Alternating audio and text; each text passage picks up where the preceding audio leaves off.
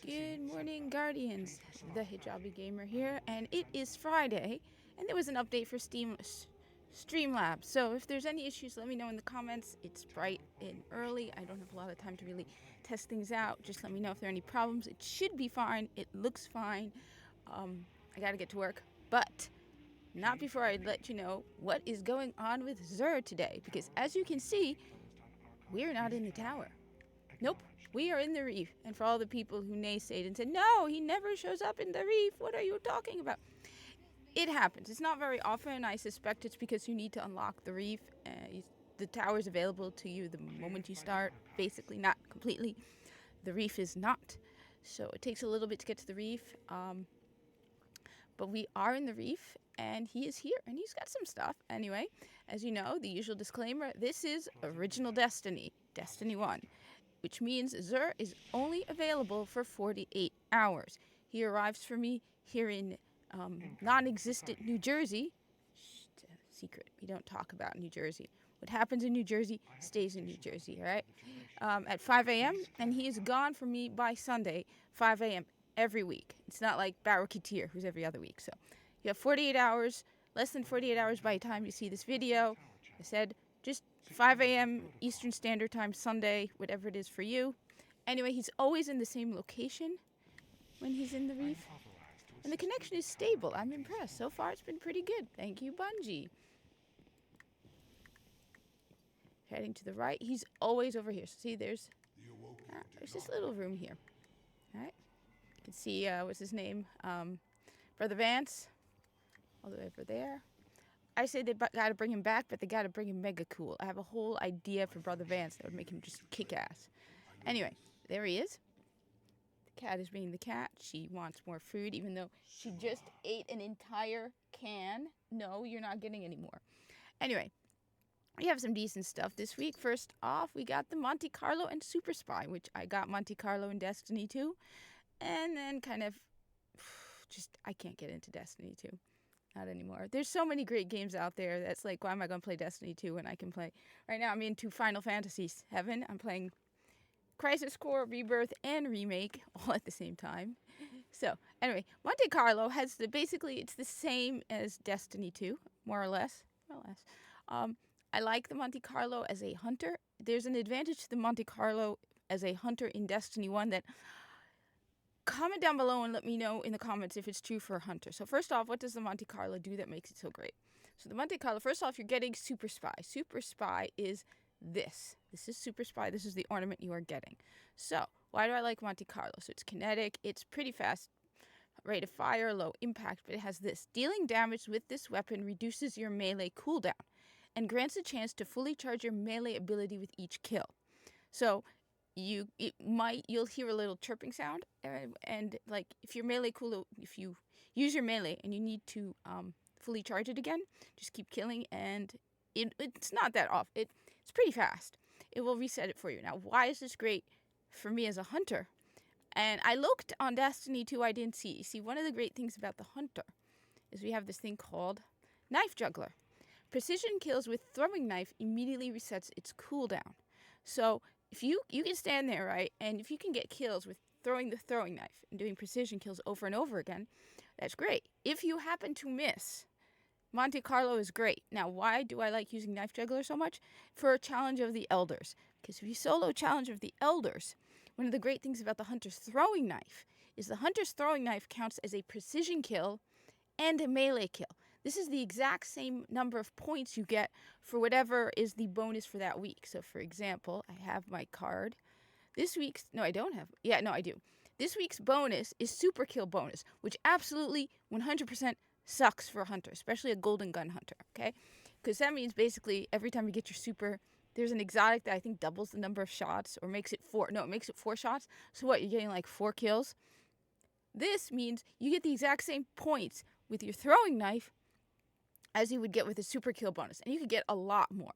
So that's why Monte Carlo to me is a great gun. As a hunter who likes using Knife Juggler, I didn't see Knife Juggler as an option in Destiny 2, but correct me down below. Is there the Knife Juggler option, which is, precision kill, immediately resets resets the melee cooldown?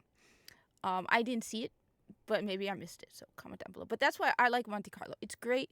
I'm not very good when it comes to Titans and Warlocks. Let me know if there's any benefits to using Monte Carlo as a Titan or a Warlock. I mean, just getting your melee often is great. I'm going to go especially with Titans since you guys are known for punching stuff. So being able to punch more stuff is probably good. I'm just guessing here. Like I said, I like it for the hunter's throwing knife. So I like the Monte Carlo. It's fast. It's kind of cool. It just sounds cool. I like the Monte Carlo, but let me know down below. Anyway, next we got the Nemesis Star and Silver Bullet. So the Nemesis Star is a machine gun. Now, I will admit I don't really use exotic heavy weapons because I'd rather take advantage of the perks with a weapon that you're going to have a lot more ammo for. So I tend to favor primary and secondary exotics. Nemesis, and then if you're going to go with an exotic heavy, might as well go for Galahorn. Anyway, this is called Nemesis Star. It is a machine gun. It is a solar machine gun. I like the machine guns. On trigger pull, this weapon's initial burst has a higher rate of fire. Nothing special there. And then you have, when holding down the trigger, range and accuracy increase as rate of fire decreases. Kills grant bonus grenade energy. So basically, it's the machine gun version of the Soros regime. Without the health benefit. Instead, you get grenade energy. It, like I said, I don't know. It honestly, like I've said this before, the exotics in Destiny and Destiny 2 have kind of lost their bang. Now that I've played so much Warframe, I've played Warframe for years, but I didn't really get as into it as I am now. And the more I play it, the more I'm like, those exotics in Destiny kind of suck. I mean, there are some good exotics in Destiny, don't get me wrong. Like, I love the Xylo Supercell. But this is like, so it just increases the rate of fire. It's a machine gun. It should, if you're going to use a heavy exotic, okay, it needs to be something that has a bang to it. And maybe it's just me, but Nemesis Star does not feel like it has something that gives it that exotic bang. It's just, okay, bonus grenade energy. Wow. It shoots faster. I don't know. It would be nice if maybe it randomly kept dropping random, like, cluster bombs or something. Like, randomly drop cluster bombs on kill would be nice. I mean, even honestly, even Galahorn, I feel like Hunger of Crota is basically a legendary Galahorn. I mean, it's not exact, but Hunger of Crota has, first off, it has the Hive Disruption, so increased damage to Hive Majors. But you've got rockets create cluster bombs when they detonate. All right? And this one has tracking. So this one not only has tracking, which Galahorn has, it also has cluster bombs. And it has increased damage to Hive Majors. So this is great against Hive. This was a legendary weapon drop from the Crota's End raid. So I look at it and I'm like, okay, I can use this with the tracking, the cluster bombs, and the extra damage on Hive Majors. And it's a legendary, so that clears up the exotic slot. Or I use Galahorn. So Hunger of Crota, to me, is so much better than Galahorn even. But this Nemesis Star, yeah, let me know in the comments below. I feel like, I mean, I always recommend you pick up all the exotics simply because it gives you a Grimoire score and it unlocks the blueprint. And as someone who's a touch on the OCD side, who likes to have everything, you know, like the whole collection, which is why I don't get into Pokemon, because I would go absolutely bonkers nuts trying to get everything. And I would like stay in one area until I make sure I get every single one. Yeah, that's why I don't play Pokemon. I would get addicted to Pokemon, so I don't play Pokemon. So let me know in the comments. I don't know, I feel disappointed by Nemesis Star. Anyway, next we have the Universal Remote. Now, the Universal Remote is a shotgun that goes in your primary slot, okay? Honestly, I'm not a big fan. I mean, it's cool to have a shotgun. This was the first exotic drop for me after I soloed a Nightfall. So it was the first Nightfall. I think it was the first Nightfall I soloed, or it was the first exotic I got for soloing a Nightfall. Because I didn't get an exotic from every Nightfall I soloed. No, you don't get exotic. For me, most of the exotics I have did not come from drops. Most of the exotics I have came from Xur. So I'm just telling you now, get as many exotics as possible from Zur. It is the best, most reliable, easiest way to get exotics. If you have some of the worst RNG, Buster, what are you doing? Get down from there. You're going to knock everything down. You broke my Destiny ship, you little fuzzball. Yeah, I had a little Lego ship and she dropped it, and I haven't rebuilt it yet. But this I got, and honestly, it has a very low range. I remember taking it to the Dreadnought and being like, yeah. It's cool though, and again, like I said, range and precision damage increases greatly while aiming down the sights. Oh, damn, that is disappointing. So basically, the primary perk this thing has is the fact that it is a shotgun that you use in your primary slot. That's about it. It's got, impact, rate of fire. I don't remember using it very often. Maybe I should use it more just to be able to tell people should you get it or not. Again, as I said, get everything just for the Grimoire score and the blueprints and the bragging rights. Like, yeah, I got Universal Remote during a Nightfall I soloed. And then it's like you actually got it from Zur. I won't tell, I promise. Okay? But I really did get it from a Nightfall.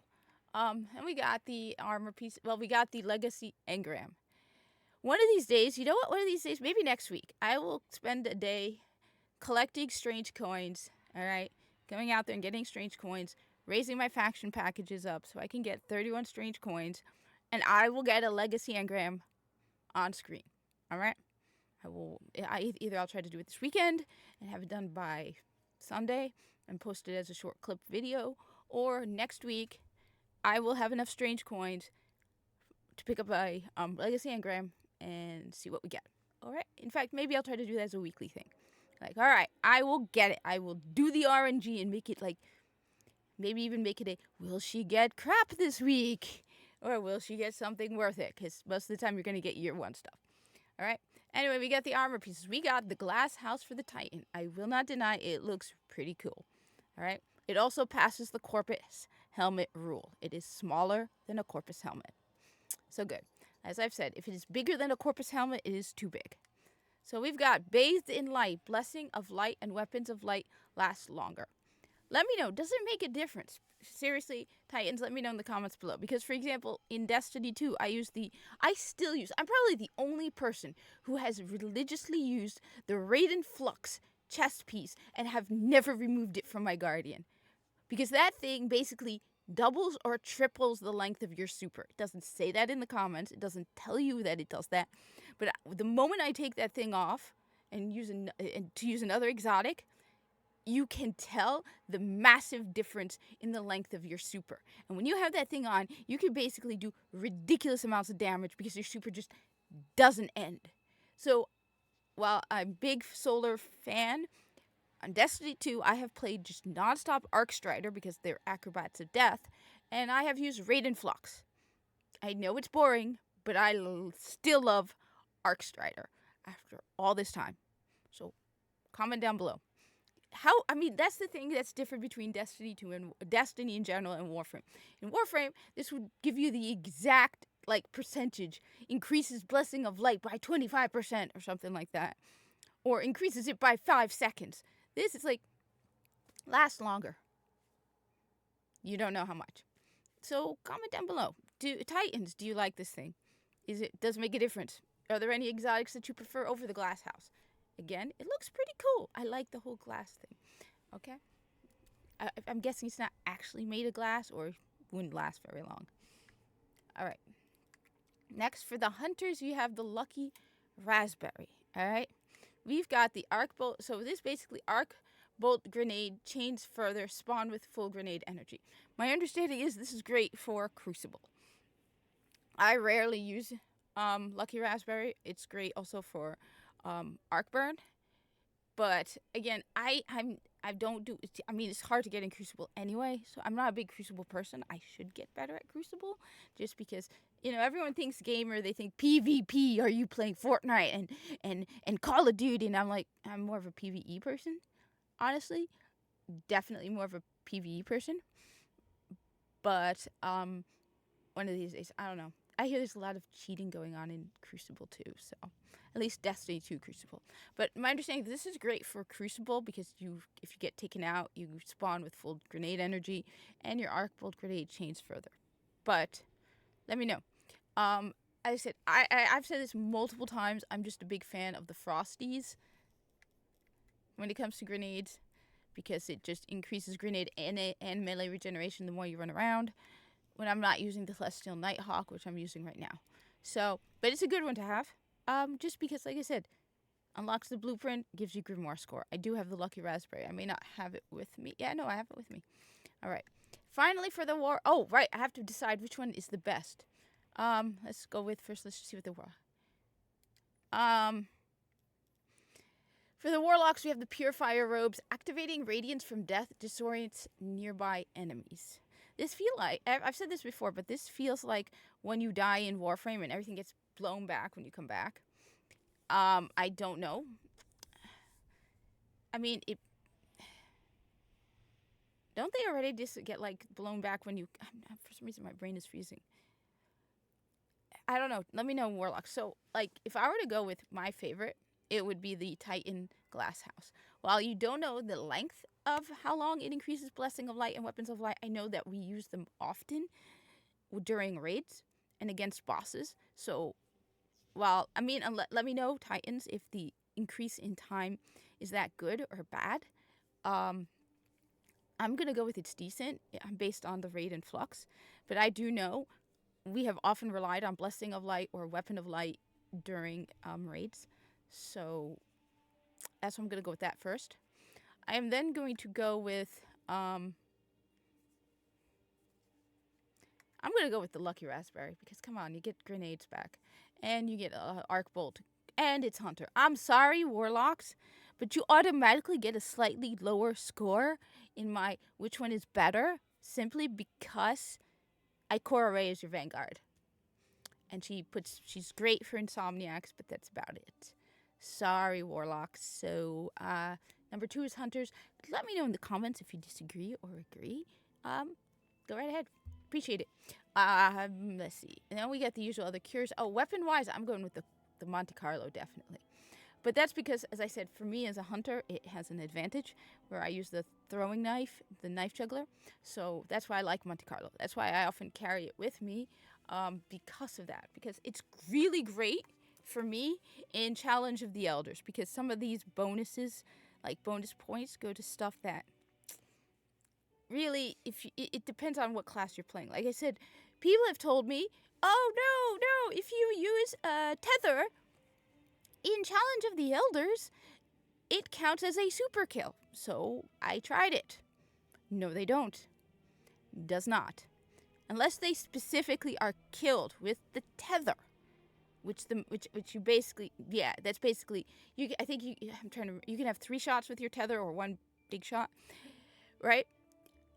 Unless you, like, shoot each one with the Tether, which I've done that in Crucible. I haven't played Crucible in a while, but at one point I could basically, every time when my super would come up, I would shoot 3 guys with my Tether. Yeah, whatever you've tethered, if you shoot it, right, doesn't count as a super kill, okay? So that doesn't work. Then you have the Golden Gun, which is 3 or 4 shots. So that's 3 or 4 kills each time it comes up. So you basically need to then set your build to increase the speed which your super comes up. But I bet you, it probably has Trinkle. What is the modifier? They probably have one of the modifiers that it's not saying here. You have to go into orbit. I bet you one of the modifiers is the one that decreases the speed with which you get your super. Or you have that fallen boss that that eats your super. What's his name? It's the taken fallen.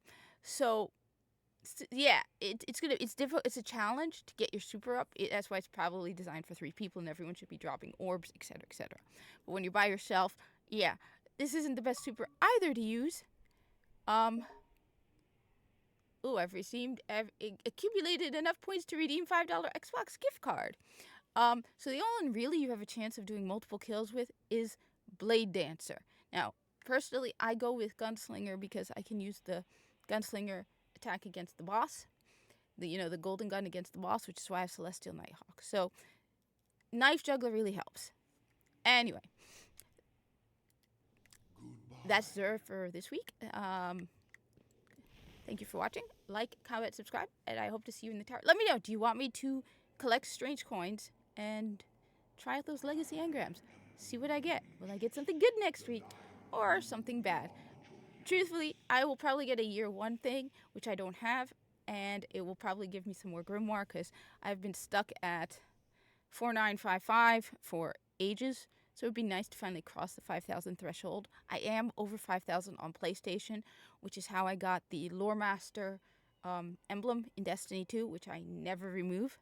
So when I did cross save with Destiny 2, the account that, it's not like Warframe, they merged your accounts. Could have done that, Bungie. Yeah, could have merged the accounts. And I got everything from all of my accounts from Warframe. In Destiny 2, you had to pick an account, and you lost everything from any other accounts you had. So I had a PC account, an Xbox account, and a PlayStation account on Destiny 2. And I picked my PlayStation because it was the farthest along. And so I lost everything from Xbox. There's a couple things I had on Xbox I didn't have on PlayStation, but I had more on PlayStation. So the Lore Master emblem was on PlayStation because I made it to 5,000. Anyway, like I said, thank you for watching. Like, comment, subscribe. Hope to see you in the tower. Or the Origin System. Or this one's actually pretty good. And I want to get into this one too. I've been playing a lot of Final Fantasy.